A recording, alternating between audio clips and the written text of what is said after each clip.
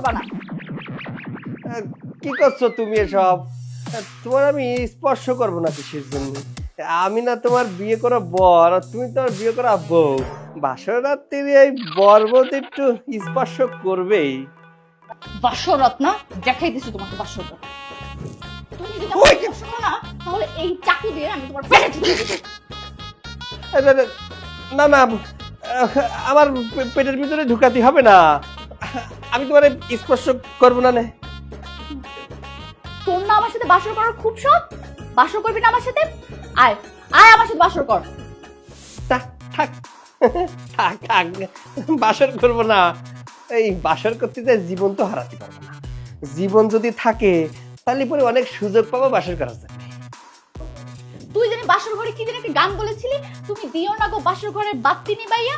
দিব, আমি বাসর ঘরে বাতি নিভিয়ে দিব, আর বাতি নিভিয়ে দিলে এই চাকু ঢুকে তুই যাবি মরিয়া। দিব, বাতি নিভিয়ে দিব। থাক, বাতি নিবানোর কোনো দরকার নেই। বাসর ঘরে বাতি জ্বলুক, এখন থেকে এই বাসর ঘরে বাতি জ্বলবে। তুমি দিও না গো বাসর ঘরের বাতি নিবে, দেওয়ার দরকারই নেই। আমি তোমার সাথে বাসর করব না, আর তুমি ভুলেও আমার কাছে আসবে না। এই যে শোনো,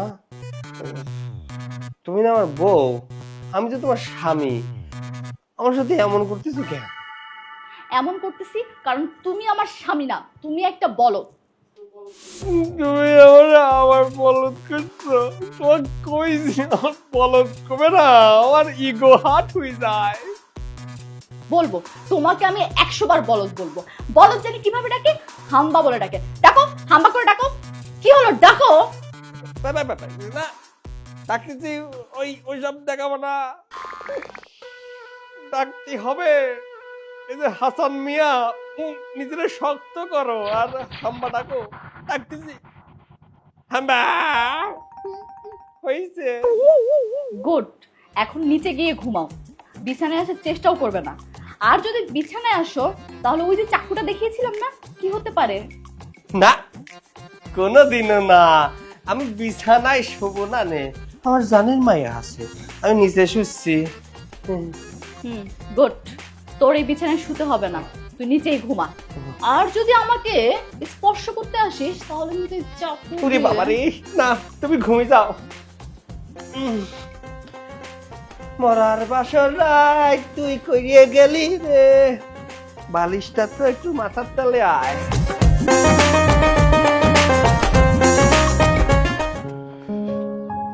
এই দাঁড়া তো, তুই হুট করে বিয়ে করে ফেললি, আমাদেরকে দাওয়াতও দিলি না।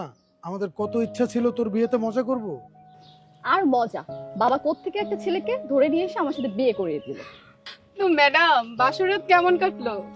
আর বাসর রাত, বাবা ছেলে ছবি দেখালো, ছেলে দেখতে ভালো, তাই আর দ্বিমত পোষণ করিনি। কিন্তু বাসর ঘরে গিয়ে দেখলাম ছেলে একটা বলদ। আর শুধু বলদ না, ভেজাল মুক্ত খাঁটি বলদ।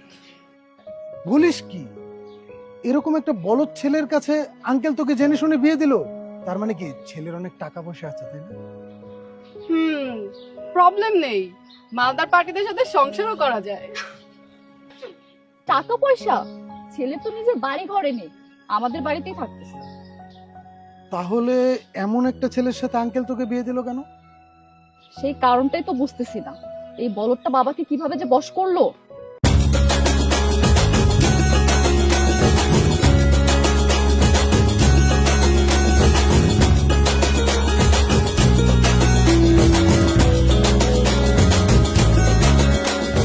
আরে বউ, তুমি এই জায়গায় কি করতে চাও? হ্যাঁ, তোমার সারা জায়গা খুঁজি বেড়াচ্ছি।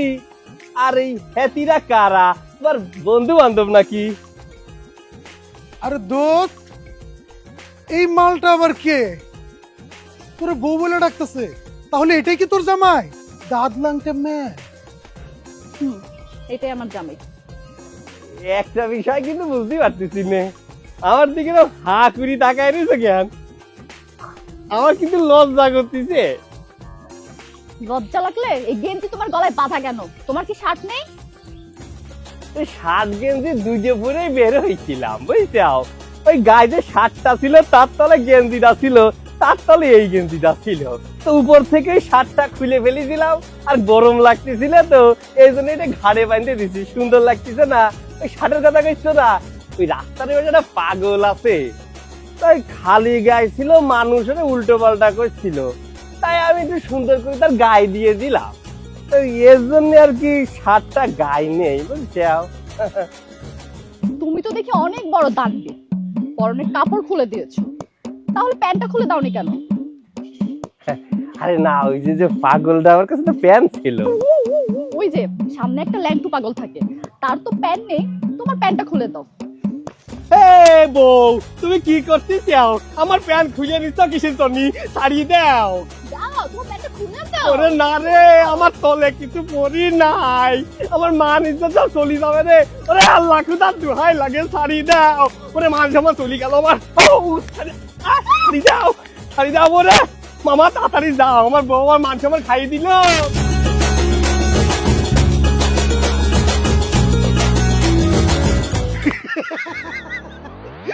আরে দোস্ত, এই মালদারে আঙ্কেল কই পাইলো রে? এই হাসিস না, ওরে দেখলে আমার গাটা জ্বলে, ও আস্ত একটা বলদ। তোর সাথে কিন্তু মানাইছে। একদম পারফেক্ট।